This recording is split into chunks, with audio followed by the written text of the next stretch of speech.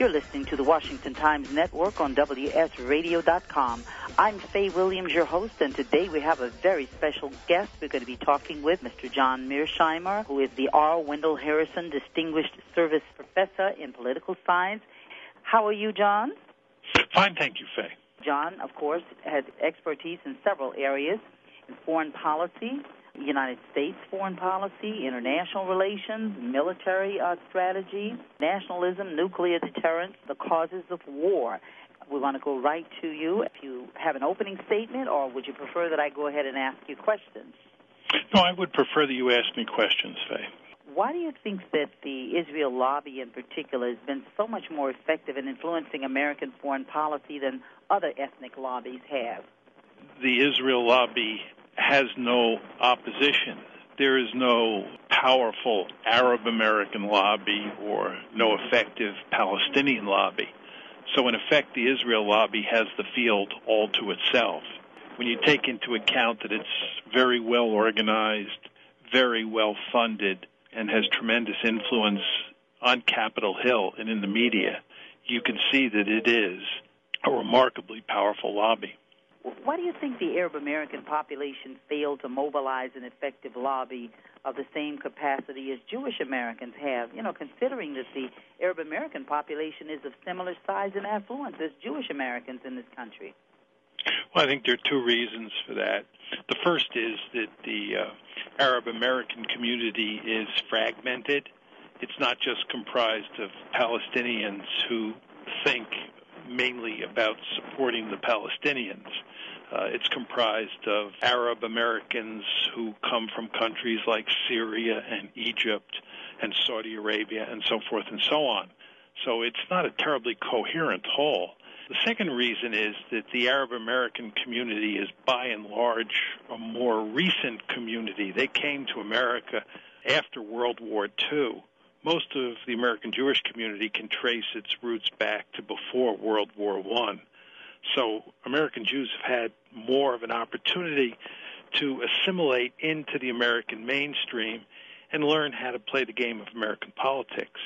As time goes by, what you will see happen, and you already see evidence of it happening, is that the Arab American community will become more comfortable in American politics and at playing these sorts of games, and then they'll become more effective. But that's clearly not the case now. There needs to be an equalizer, and I find many of my Jewish American friends don't agree with what the Israel lobby does in terms of being so one-sided and sometimes irrational when it comes to issues that have to do with Israel. But what I don't understand is why American politicians seem to sometimes think that they work for Israel as opposed to for the interest of this country. What do you think the reason for that is? Well, it just has to do with how the American political system works. To get elected in this country, you need huge amounts of campaign money. And you want to make sure that anybody who might run against you, either in the primaries or in the general election, is not well funded. This means that the American Jewish community, which is very wealthy and has a rich tradition of giving money to political candidates to win influence, will adamantly oppose you if you're seen as critical of Israel, and will enthusiastically support you if you're seen as pro-Israel. I have a lot of Jewish friends, Jewish Americans, who are very humane on so many subjects, just like many of our members of Congress are. But then when it comes to issues of the Middle East, it just seems that it's totally irrational. They can't seem to think or to reason other than for something that totally is in the best interest of Israel and not necessarily our country. Why do you think that is so? Does that have to do with funding too? No, I think that many American Jews, certainly not all American Jews, but many of them, are deeply committed to Israel and believe that they should support Israel no matter what it does. And given the crimes that are being committed against the Palestinians, given what's happened to the Palestinians over time, given what's now happening in Gaza, there is no way that any American Jew can rationally defend those policies. So what happens in most cases when you get into a discussion of what's going on with regard to Israel policy towards the Palestinians, people get very heated, they get irrational, and they call you anti-Semitic and so forth and so on. Right, but the reason they're doing that is because facts and logic and justice are not on their side. If they were, you could have a calm and cool debate, but they're not. Right. And that's what many of us would like to have, because most of us have friends both who are Arab American and Jewish Americans. I know that I do, and I'd like to see the situation settle and there to be some equality. Welcome back to CNI, Jerusalem Calling, your source for unfiltered U.S. Mideast talk radio. We're talking with John Mearsheimer, who has written extensively on security issues and international politics more generally.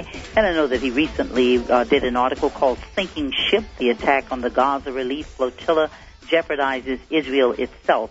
You can find this in the American Conservative, the August 2010 issue, and perhaps Mr. Mearsheimer will say a word about that. But let me just ask, John, what are your thoughts on the recent movement of Israel and U.S. naval vessels through the Suez Canal? I think, Faye, that this is just a game that we're playing with the Iranians, where we're making it clear to them that we have this military capability, and we might use it if they don't agree to shut down their nuclear program. I don't think we're going to attack Iran. I think that would be a mistake of catastrophic proportions, and I think almost everybody in the upper levels of the Obama administration understands that. So I don't think this is a prelude to an attack, but I think we're trying to send, foolishly I would add, a signal to the Iranians that we might attack them. What do you think the lasting effects, if any, will emerge from the Gaza Flotilla, the Freedom Flotilla incident this May regarding the United States-Israel relationship? Well, I think what the Gaza Flotilla incident does is make it clear to more and more people around the world what Israel is doing to the Palestinians and where this whole situation is headed. For many years, the Israelis were allowed to oppress and brutalize the Palestinians and get away with it, not simply because the United States always protected them, but because most people didn't know what was going on in Israel. But now, with the Internet, it's almost impossible for Israel to hide what it's doing against the Palestinians. And the Gaza Flotilla incident is a perfect example of this. It was just all over the Internet, and there was all sorts of film footage that was out there. And as a result, more and more people understand what's happening to the Palestinians, and they're more sympathetic to the Palestinians. And at the same time, I think people are beginning to understand that Israel is, in effect, turning itself into an apartheid state. And over the long term, that's going to be disastrous for Israel. I think you can in some ways compare that with the civil rights movement when you were talking about people have better opportunities now to get information, to see what's going on. If you remember when television came into being and the whole nation, the whole world began to see what was going on in the United States with regard to black Americans and how we were treated, that there came to be more sympathy, more understanding, and more realization on the part of others that they had to be involved, they had to do something about it. There's no question about that. I remember as a young boy seeing Bull Connor on TV with his attack dogs going after black Americans in the South, and people got to see George Wallace up close.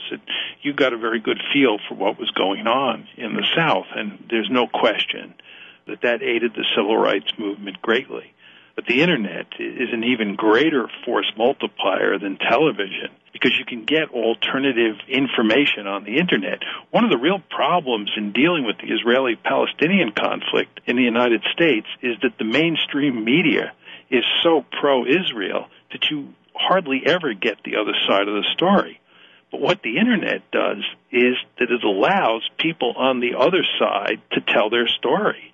And therefore, anybody who's seriously interested in understanding the Middle East is not going to read the New York Times or the Washington Post. These newspapers are so biased towards Israel that it's laughable. What you do is you go actually to Israeli newspapers like Haaretz and all sorts of other websites on the Internet that provide balanced information on the conflict. I've run for office, too, and I know that I've had my challenges as a result of wanting to have a balanced Middle East policy, because earlier I understood that we did not. I had friends on all sides of the issue, and in discussions, I guess I learned a lot very early in my life about what was going on in the Middle East, tried to discuss it, even ran a campaign and talked about it in my campaign, and of course I was defeated. I was called, like an enemy number one or what have you, simply for calling for a balanced Middle East policy, not even taking sides, but that's the way that was interpreted. I see more and more candidates now seeming to want to discuss both sides of the issue and not jumping to being pro-Israel automatically without knowing all of the facts in every situation, which is not to say that Israel is not right sometimes or that our Jewish American friends are not right, because, as I said, Jewish Americans have done some wonderful things in this country. They've done wonderful things in the civil rights movement, which is all the more puzzling as to why some of them appear to be irrational on the issue of what's happening to Palestinians. What do you think of President Barack Obama's policies toward Israel regarding the Palestinian conflict, and specifically after the flotilla incident and the new settlement announcements? I think that it's clear that President Obama understands the problem and he understands what needs to be done. But he has no power because of the lobby. Obama is no match for the Israel lobby. They beat him at every turn. And he now is faced with midterm elections this fall. And as you would expect, he's doing everything he can to appease the American Jewish community, and he's laying off the Israelis. The best evidence of just how powerless Obama is the fact that during Operation Cast Lead, this is the Gaza massacre between December 2008 and January 2009, yes, when Obama had already been elected president but had not yet taken office, he remained silent. He said absolutely nothing. I would note that the UN report on this massacre, this is the famous Goldstone report, has said that Israel was guilty of war crimes and possible crimes against humanity. Now, this was manifestly apparent to anybody who was watching the operation at the time, including Barack Obama. But what did Barack Obama do? Absolutely nothing. Did he say anything to condemn the Israelis or to tell them to stop their attacks on this innocent population in this small prison that they live in? Of course not. He kept silent. Why? Because he feared the lobby. So the bottom line is that Obama knows what to do. He just can't do it. And we have John on the line. John in Arlington. Mr. Mearsheimer, I'm a big fan. I read your book when it first came out. I agreed with almost everything you said in there, although I thought you pulled your punches a little bit. Welcome back to CNI Jerusalem, calling your source for unfiltered U.S. Mideast talk radio. Please check out our new blog, Fair Policy, Fair Discussion. It's easy to find it through Google. Just type in Fair Policy, Fair Discussion, and you'll get there.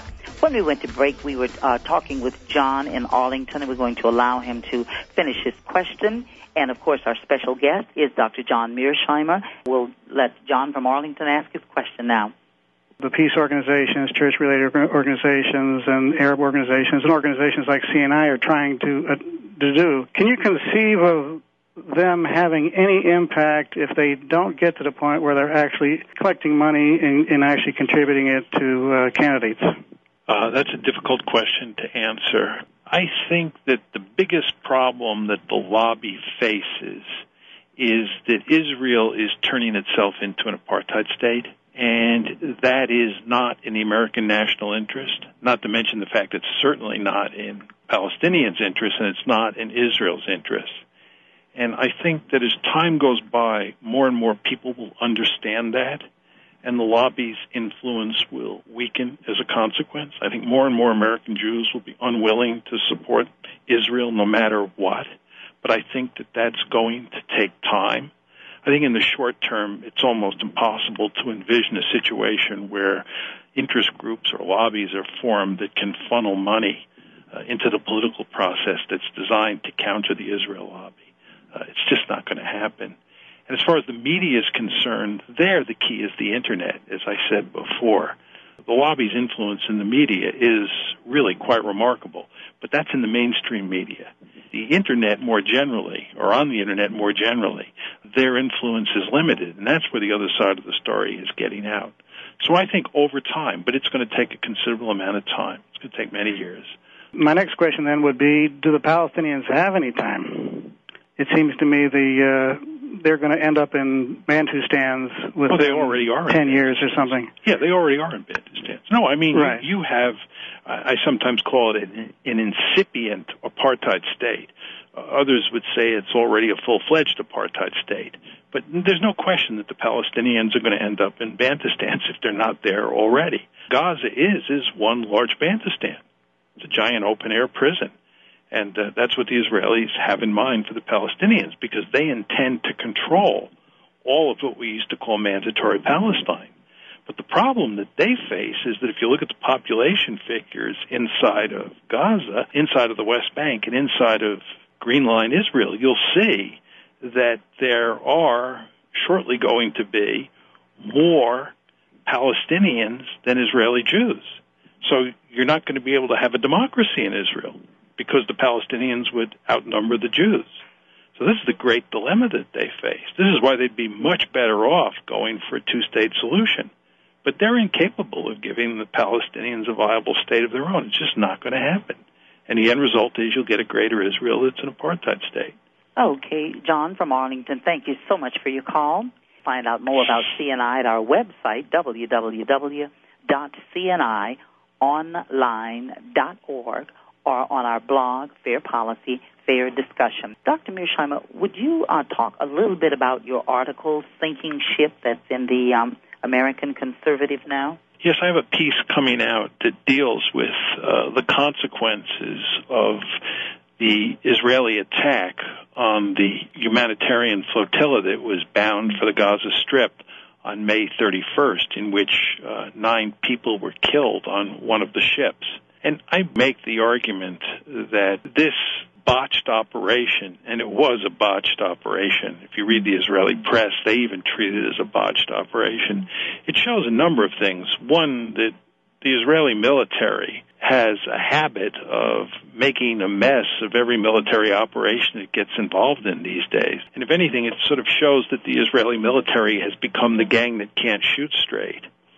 Second, I think it shows quite clearly that Israel has become a strategic liability for the United States. This is just another example of where virtually everyone around the globe, except for the United States government, is condemning the Israelis for what they did to that flotilla. We're reaching the point now where it's becoming very apparent all around the world, especially in the Arab and Islamic world, that we're joined at the hip with Israel, and that Israel can get away with doing these sorts of things, and the Americans allow them to.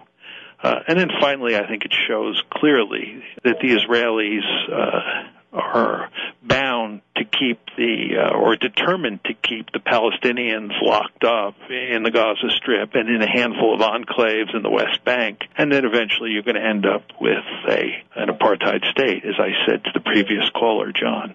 I hope many of you will have an opportunity to read Dr. Mearsheimer's article, Sinking Ship, in the American Conservative, August 2010 issue. We have Carl from New York City. How are you, Carl? Regarding the Palestinian-Israeli conflict, President Bush got the ball on a 1-yard line from President Clinton and immediately washed his hands in the matter. I believe had he finished the job and forced a peace deal between the two parties, 9/11 would have been aborted. Now, I'd like to Dr. John's opinion on that. And after that, there would have been no cause for the Iraq invasion and all the subsequent byproducts of no peace for us and the Palestinians and the Israelis. And also regarding financing, where most of the politicians need financing, and that's why they're embedded with the Israeli lobby. many politicians who don't need the money are also in bed with the Israeli lobby. Guys like the late Senator Kennedy, against apartheid, against Iraq war, against everything, yet he never said boo, never lifted a finger to help the Palestinians. Why? Thank you, John. A number of points. One is that there was no way that George Bush could have put meaningful pressure on Israel to accept the deal that Bill Clinton was attempting to work out and which was passed on to the Bush administration. Most people don't remember this, but the truth is that in April of 2002, the Bush administration put significant pressure on Ariel Sharon, who was then Prime Minister of Israel, to withdraw from the Palestinian areas in the West Bank that the Israeli military had just reoccupied. The lobby went to work, and Bush backed off. He ended up calling Ariel Sharon a man of peace, which is a laughable comment. Nobody in Israel would call Ariel Sharon a man of peace, but Bush did that because he was under tremendous pressure from the lobby. For the same reason that President Obama can't put any pressure on Israel, George Bush can't put any meaningful pressure on Israel, or could not have put any meaningful pressure on Israel. Now, with regard to your point about 9/11, there's no question that 9/11 was caused in part by our support for Israel's brutal policies towards the Palestinians. Khalid Sheikh Mohammed, who was the principal architect of those attacks, said that the reason that he participated in the planning of those attacks, led the planning of those attacks, was because of American policy regarding the Palestinians. Whether or not there would have been no attack if we had settled the Israeli-Palestinian conflict is very hard to say, because there were other factors that drove the attack. With regard to financing and your point about Teddy Kennedy, I think what you say is absolutely correct. Teddy Kennedy was progressive on virtually every issue except the Palestinians. And in that instance, he always sided with the Israelis against the Palestinians. And he did that because he fully understood how powerful the lobby is. He did it for the same reason that President Obama, President Bush, and President Clinton could not put any meaningful pressure on Israel to end the settlements and allow the Palestinians to have a state of their own. Most people in this country don't realize it, but the Israel lobby is a remarkably powerful interest group that has a profound influence on our Middle East policy. And if you put any president or any senator head-to-head against the lobby will win almost every time. You know, I'm glad you addressed that last question that Carl asked, because that's a question I always had. You know, why? Why does Teddy Kennedy have to vote like that? Why does he have to say these things? I now know. Welcome back to CNI Jerusalem Calling, where we're talking Middle East issues with Dr. John Mearsheimer. Let's go to Mariah and Eugene. I have a question for Dr. Mearsheimer. I would like to know what he thinks about the global boycott, divestment, and sanction movement, both the PACB, the Palestinian Academic and Cultural Boycott of Israel, and the global BDS movement, which would include also consumer and sports boycott. I think that Israel is very vulnerable to significant economic sanctions from the United States especially. Israel is heavily dependent on U.S. military and economic aid, and I think it would be very easy for the United States to use sanctions in conjunction with the European Union and all sorts of countries in the Arab and Islamic world to get Israel to change its behavior towards the Palestinians. It's very important to emphasize that I am not anti-Israel. I'm not interested in delegitimizing Israel and destroying the state of Israel. On the contrary, what I would like to see is a viable Israel living next door to a viable Palestinian state. I believe that the Palestinians deserve the same outcome that the Jews got in 1948. I'm glad that there's a state of Israel, and I hope that the Palestinians would get a state of their own. In other words, I favor a two-state solution. The problem is that the Israelis are not interested in allowing the Palestinians to have a state of their own. And if the United States could do something to change Israel's behavior, I think that would be all for the good. And of course, there is a lever that, in theory, the United States could use, and that's sanctions. There's no question in my mind that we could use sanctions to get Israel to fundamentally change its thinking about a two-state solution. But, of course, you know that in practice that's not going to happen because the lobby will not allow the United States government to put sanctions on Israel. Thank you, Mariah. And, of course, I think we have Laura back from Los Angeles. Hello, Laura. Are you there? I'm in the process of doing a lot of research on the flotilla incident and looking for contradictions on that, and I was wondering if he could give me any advice keeping my objectivity, because it seems to be all over the place. And then the second question is, we've seen one country come in and take this much control of the U.S. Via their lobbying efforts. How do we prevent other countries from doing this in the future, such as, China or anybody else that may get a foothold? With regard to the flotilla incident, I don't think your objectivity is all over the place. I think you're probably very objective, and you're trying to collect all the facts and put them together and figure out what happened. I think what's all over the place is the information that's available on the issue. And what's really happened here is that the Israelis confiscated all of the film footage that was taken on the ship, and hardly any of it has been released. And furthermore, they've done an excellent job of controlling the information and telling their story. Of course, the other side's story is now beginning to get heard, and more of it will be heard over time, because, as you know, the Israelis have an investigation of their own, and I would assume that there's going to be an international investigation. So over the passage of time, the facts will by and large come out, and you'll be able to make a rational judgment as to what actually happened. It's just very hard to do it at this point in time because, again, there's not much information and both sides are telling different stories. Okay, and let's go quickly to Aggie in New York City. Well, I just wanted to know how Dr. Mearsheimer feels about Hamas. Okay, thank you, Aggie. Well, I think with regard to Hamas, the Israelis, for understandable reasons, are reluctant to talk to Hamas, and Hamas does not recognize the existence of Israel. Hamas would like to see the destruction of Israel. And the Israelis, therefore, treat Hamas as an enemy, as a mortal enemy. I think that's understandable. The question, though, is whether or not the Israelis and the Americans should talk to Hamas and try to get Hamas to change its thinking on this particular issue. And there, I think the answer is clear-cut. The Israelis and the Americans have a deep-seated interest in talking to Hamas. That doesn't mean that they're going to legitimize Hamas any more than it's already legitimized. It just means that sometimes it pays to talk to your adversaries and to try to get them to change their mind. You want to remember that once Yasser Arafat and the PLO believed that it was imperative to destroy Israel, and they refused to accept the existence of a Jewish state in the Middle East.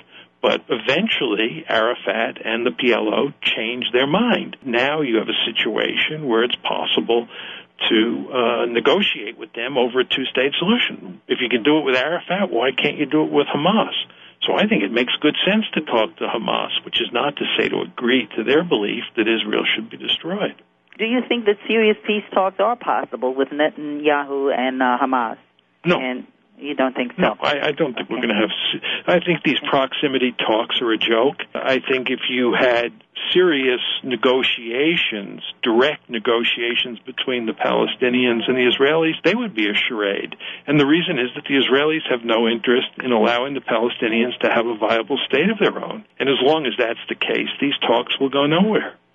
No, as one of the previous callers said, you're basically headed towards a one-state solution. And I think Israel is, in effect, committing national suicide because the one-state solution means an apartheid state. And they're not going to be able to maintain an apartheid state over time any more than South Africa was able to maintain an apartheid state.